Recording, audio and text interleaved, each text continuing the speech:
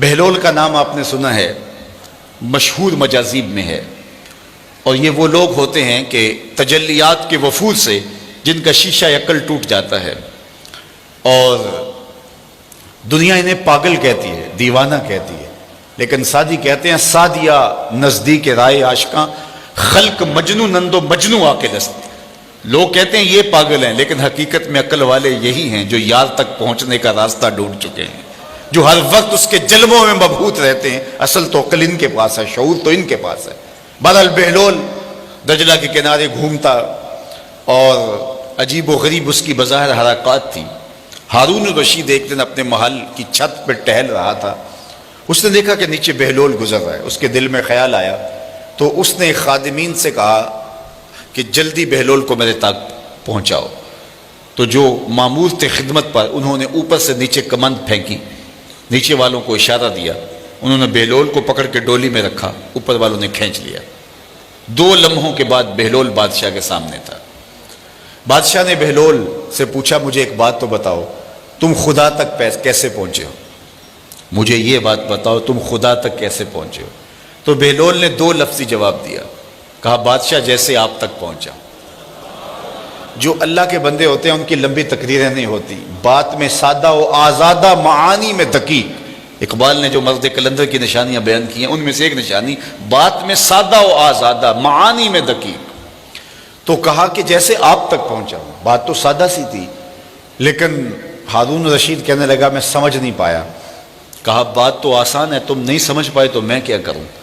کہا تشریح چاہتا ہوں۔ کہا سنو، میں خود آنا چاہتا تو درخواست لکھتا، پھر دیوان خانے میں جاتا، جمع کرواتا، کئی مہینوں کے بعد ایک پروسیس کے بعد آپ تک پہنچتی، پھر آپ کی مرضی ہوتی تو آپ اس درخواست کو قبول کرتے، نہ کرتے، قبول کرتے تو پھر اپنی مرضی کا وقت دیتے، وہ مہینوں سالوں کے بعد بھی ہو سکتا تھا۔ پھر اس وقت پہ میں پہنچتا، آپ کے کوئی ضروری مہمان آ جاتے، کسی اور سلطنت کے سفیر آ جاتے، تو میری ملاقات وہی رہ جاتی۔ تو میں چاہتا تو کئی مہینے اور کئی سال لگ جاتے، ملاقات پھر بھی آپ کی مرضی پہ موقوف تھی، اور جب آپ نے چاہا تو 2 گھڑیاں بھی نہیں لگی، جب آپ نے چاہا تو 2 لمحے بھی نہیں لگے۔ مانا کہ سفر، محبت کی سفر میں ہر گام پہ 100 مشکل ہے، لیکن یہ سفر آسان بھی ہے اگر ساتھ تمہارا ہو جائے۔ تو کہا کہ بندہ چاہے تو ساری زندگی فرق کے راستے پہ گامزن رہے، لیکن منزل نصیب نہیں ہوتی، لیکن جب وہ چاہے تو جمع کا قاعدہ جب سامنے آتا ہے تو پھر 2 لمحے بھی نہیں لگتے۔ اب وہ جمع کا قاعدہ کس طرح سامنے آتا ہے تو اس آیت کریمہ میں بتایا، قل ان کنتم تحبون اللہ، اے محبوب فرما دیجئے لوگو اگر تم اللہ کی طلب میں نکلے ہو، اس سے محبت کرتے ہو، فاتبعونی، تم میری اتباع کرو۔ تو پھر کیا ہوگا؟ تم طلب کرنے نکلے تھے، تم تلاش کرنے نکلے تھے، یحببکم اللہ، وہ رب ہو کے تم سے پیار کرنے لگ جائے گا۔ یعنی حضور اگر درمیان میں آ گئے تو تمہاری طلب، تمہاری جستجو بامراد ہو جائے گی۔ نکلے تم تھے محب بن کے، تم اس کی قربت کے لیے کوشاں ہوئے تھے، تمہاری آرزو یہ تھی کہ ہم اس کا قرب پالے، لیکن جب تم نے حضور کو محبت اور حضور کو پیار اور حضور کو الفت کے رنگ کے اندر مانا، اور حضور کی اطاعت اور فرما برداری کو تم نے شعار زندگی بنا لیا، تم طلب کرنے نکلے تھے، اس کی رحمتیں تمہیں تلاش کریں گی، وہ تمہیں رحمتوں سے نوازے گا اگر تم حضور علیہ السلام کی اتباع اور حضور کی محبت کرو۔ اس لیے خدا تک پہنچنے کا ایک ہی راستہ ہے، اور وہ حضور کے قدموں تک پہنچنا ہے۔ اقبال کے سارے کلام کا رس نچوڑیں تو خلاصہ یہ نکلتا ہے کی محمد سے، ایسا خلاصہ یہ نکلتا ہے بمصطفیٰ برساں خیش را کے دی ہماؤست، اگر بہو نہ رسیدی تمام بولا بیست۔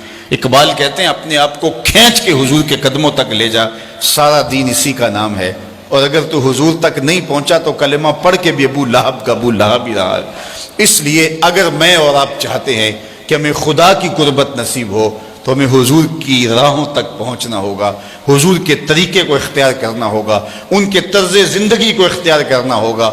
ہم دعوی محبت رکھتے ہیں اور ہم اپنے دعوی محبت میں سچے ہیں، لیکن ہم نے یہ دیکھنا ہے کہ ابھی ہماری محبت کہیں ناپختہ تو نہیں ہے، چونکہ محبت محب کے لیے یہ بات لازم کر دیتی ہے کہ وہ محبوب کی اطاعت کو شعار زندگی بنا لے۔ محبوب نے جو حکم دیا ہو اس کو ماننا تو جان لڑا کر بھی ضروری ہوتا ہے. محب تو محبوب کی صرف منشا کو دیکھتا ہے کہ محبوب کی منشا کیا ہے. محبوب کا حکم وہ تو حکم ہوتا ہے. محبوب نے کہہ دیا تو پھر اپنی خواہش کیا رہ جاتی ہے. تیرے ہندیاں سندیاں محبوبہ میں کافر ہوا جے میں ہوا. جب محبوب نے کہہ دیا تو پھر تو کوئی بات ہی نہ رہی. اصل جو محب ہوتا ہے وہ محبوب کے حکم کا انتظار نہیں کرتا, محبوب کی منشا دیکھتا ہے کہ محبوب کی منشا